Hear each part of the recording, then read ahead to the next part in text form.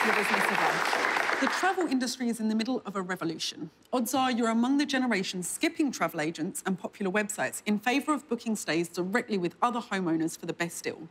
However, air travel still seems pricier than ever. Why are you being nickel and dimed on flights for everything from legroom to luggage? Well, right now we're going to find out, and as always, we'll break down the issues in facts, figures, dollars and cents. I'm joined by a panel of brilliant experts trying to answer this question. What is the business of travel? Why has it become so expensive? This next stat might help explain. 9 to 4. That's the drop in major US airlines over the past decade. At the same time, fees and charges have shot up. For example, baggage and cancellation fees have increased fivefold from 2007 to 2015. Lucas, fewer airlines means less competition, means less bargains for the customer, right? The airline industry has lost $50 billion from 2001 to 2011. They've lost money every single year since the early 80s. This is very new that they're profitable. So that's how they're making their money, is from these cancellation fees and these baggage fees. Air travel seems expensive now, but when you consider that it was actually illegal for a plane ticket from LA to New York to cost less than $1,400 in 1974. Why? Because they were regulated by the government. And after they became deregulated, I think it's a deregulation success story. It really drove the prices down. But the airlines do have to recoup some of that money back in fees. And then we also have to come back to the customer service model. It used to be about customer service, and it is no longer about customer service. So, Jennifer, how can people still find bargains when the industry works like this? Well, I would say if you're traveling for leisure, don't go when everyone else is going. Spring break, Labor Day weekend, go a little bit off-peak season. Go on your first safari during green season, which is notoriously lower prices. I mean, there are ways to do it in terms of timing. Go where your dollar goes far. The pound is very weak right now. Places like Japan, where the yen is weak right now.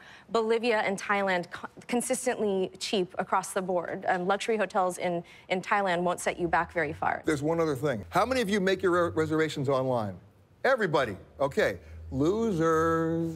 No. You know why? Because only 52% of the available inventory is online. It's only what's provided by the travel providers. They hold back. So if you don't have a conversation with a travel agent or an airline, a hotel or a cruise line, you're disenfranchised. That's a really interesting point. It actually leads us on to our next stat. $238. That's the average fare for a plane ticket in North America. And the best time to buy tickets is 57 days prior to a flight. Garbage. It's garbage. Garbage information. You think these statistics? I couldn't agree with them more. I totally agree with this as well. believe in that. It is, I mean, it's like saying... So these come from Expedia, which is obviously a travel seller. this is true, this is true. And I don't doubt the validity of the information, but it's like saying, well, the most dangerous day of the week to drive is Friday. So you think the averages conceal all of the truth and the complexity of ticket buying? I think if they're telling you to buy a ticket on Tuesday at 3 p.m. and that is statistically the best time to buy a ticket, that's just probably not true for you. Right, it really but part depends. of the reason why this information is out there is because people know there's a right time and a wrong time to buy a ticket. No, they think there's a right time. They think so. They think there is. It doesn't exist. Do you know how often airlines update their airfares every day? Tell me. 275,000 times a day. And they do it based on computer models of who flew last year at this time and how many are going to do it this year in August and how about next year in August. And all of a sudden, 2 weeks from that day next August, if those fares don't come up to the model, they adjust the fares. Okay, but if that 57 days is rubbish, what is the best time? What advice would you give to someone who's trying to figure out? Flexible itinerary. You just want to be able to kind of go around those big travel spikes. And can I give you one other hint that really drove me mad? I was trying to go from New York to Los Angeles a week later. I went online, and people like going, I did it at 2 o'clock in the morning in my bathrobe. I didn't have to talk to anybody. And I found a fare for like $420. I think, oh, that was great. Let me think about it, see if I can do it. I went back online an hour later. It was $500. Wait a minute, how did that go up $80 and $5? So the airline's argument to me was, oh, it's a very popular route. A lot of people, law, supply, and demand. I said, okay, well, let's put it to the test. The next night at 2 o'clock in the morning, I went looking for a fare 4 months later on a Wednesday at 11 o'clock in the morning in March, no holiday period, from New York to Des Moines, Iowa. And I found a fare for $220. I went back an hour later, it was $260. Now, you can't tell me there were 50,000 deranged travelers at 2 o'clock in the morning determined to go to Des Moines, Iowa 5 months later on a Wednesday at 11 o'clock in the morning. How are they putting up those tickets? It's called cookies. Yeah, it's cookies. Okay. So they airlines deny it, I think. They all deny it. But listen, if you're going to research a fare online and you want to go back an hour later, either use somebody else's computer or get rid of those cookies. Okay. Good point. Let's cap that conversation and move on. 3,273. That's the average amount of money spent on a one-person international vacation. The average length of that trip is 12.6 days, but the maximum benefit for your mental health lasts for just 2 weeks. Jennifer, what mistakes lead to people not getting the full maximum benefits they can out of a trip? I would say because we have such limited vacation time, we try to put too much into our itinerary. So you go to Europe for the first time and you want to check all of the places off your list, but it's all about letting a destination seep in and going to maybe 1 or 2 places and really maybe becoming a local at a local coffee shop and getting to know the barista there, or just getting to the rhythm of daily life, which is so magical. Jennifer, there are risks, right? Especially as a woman that's traveling alone. For sure, definitely. And an Airbnb is a community based on trust. So I would say if you're going to book an Airbnb, make sure that that host has a really good track record of guests. But what are some of the ways that we can protect ourselves? Well, definitely in the West, we have certain freedoms that some other parts outside of the West of the world don't have. And so I would recommend just taking a tip from the locals. And if showing skin is inappropriate, then cover up a little bit and just make sure that you're not sticking out like a sore thumb. I'm all about meeting strangers abroad. I think it's one of the most exciting things you can do. Maybe meet that stranger in a public place, a crowded public place, and maybe don't overshare your itinerary. There are ways, just common sense ways. But it also starts with check-in. When you check into a hotel, if the clerk at the counter announces your room number, don't take that key. Just get them to give you the room number and have them write it down. And by Does that happen to you? Not to me, but to solo women travelers all the time. That's crazy. Oh, no. And not only that, you have a situation where you have something called a push-in robbery, or even worse. And that is where, once they know your room number, they follow you down the hall when you get out of the elevator. And as you're struggling to find your card key to put it in the slot, the minute they hear that click, they come up behind you and they push in. And now you're in the room with somebody you definitely don't want to be in. And you have to just practice a little bit of preventive medicine by asking for someone, a uniformed member of the hotel, to escort you to your room when you check in. Absolutely.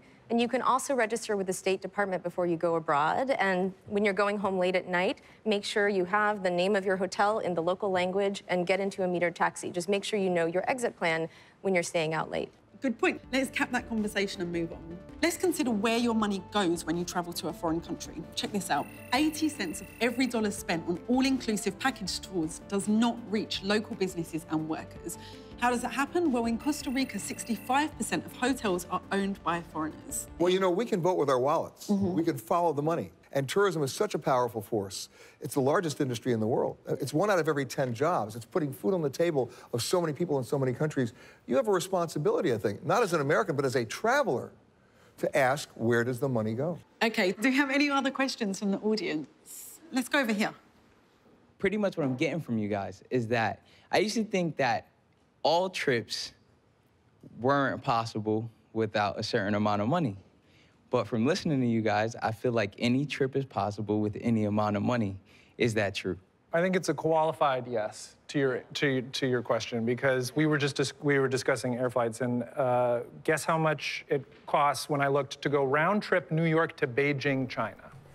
$600. $580 round trip. But now let's put that in perspective. What's the cost of the New York to Boston flight on Delta Airlines on the shuttle? Let's get another guess. Let's get another guess. 400. 609. So the point is, you want to go on a 38-minute flight to Boston, which will never be 38 minutes because you're going from LaGuardia, good luck, or do you want to go to Beijing for less money? I just think it's a matter of prioritization. You know, I was just talking to a cousin of mine, and I was saying, oh, please come with me on this trip. I went on a cruise, and I said, it's $249. Just come on. And she said, well, I don't have the money, which I said, okay, I understand. And then in the same breath, she said she just spent $300 on a pair of sunglasses. And I was just like, okay, well, I see where your priorities are. And it's not that travel is expensive. You just have to make it a priority. But wait, go back to what Lucas just said. $249, was that for a week or 3 days? That was for a 7-day cruise. Okay, 7-day cruise. And it was dropped to $199. Okay, that's less than $30 a day. You can't wake up in Brooklyn for $30 a day. It's true. Yeah. This has been a great show, but unfortunately that does it for this edition of The Business of Life. I'd like to thank our panellists for joining us today, Peter, Jennifer and Lucas, and thank you all for watching at home. We'll see you next time on The Business of Life. Bye-bye.